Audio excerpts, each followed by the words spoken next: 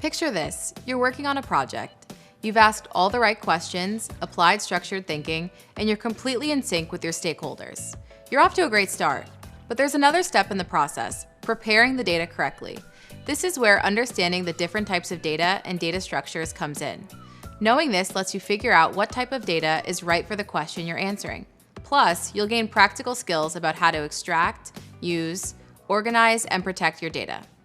Hey, my name's Hallie, and I'm an analytical lead at Google. I work with companies in the healthcare industry. I'm so excited to welcome you to this course. You've been building up your data analyst skills in lots of different ways so far. You've learned how to ask the right questions, define the problem, and present your analysis in a way that matches up with the needs of your stakeholders. In other words, you've learned how to tell a story using data.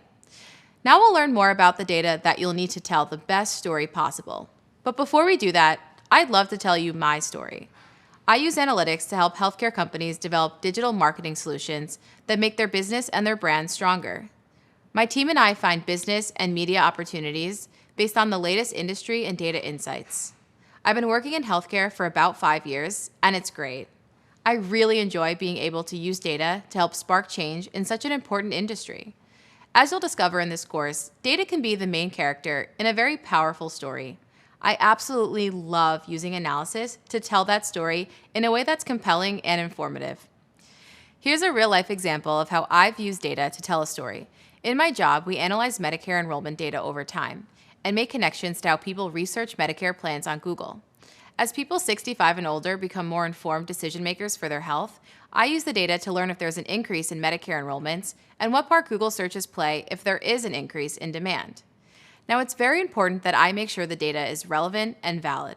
I also have to pay attention to questions around access and equity while maintaining the privacy of those conducting searches. The happy ending of my story is that the data in my findings is useful to medical professionals and their patients. There's so much useful data out there, and you're building the skills you'll need to find and use the right data in the best way. In this course, you'll continue sharpening those skills. So you've already heard a lot about the data analysis process steps: ask, prepare, process, analyze, share, and act. Now it's time to learn how to prepare the data. You'll learn to identify how data is generated and collected, and you'll explore different formats, types, and structures of data. We'll make sure you know how to choose and use data that'll help you understand and respond to a business problem. And because not all data fits each need, you'll learn how to analyze data for bias and credibility. We'll also explore what clean data means. But wait, there's more. You'll also get up close and personal with databases. We'll cover what they are and how analysts use them.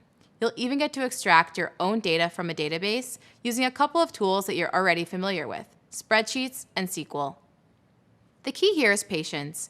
Like anything worth doing, this will take time and practice, and I'll be with you every step of the way. Still with me? Great.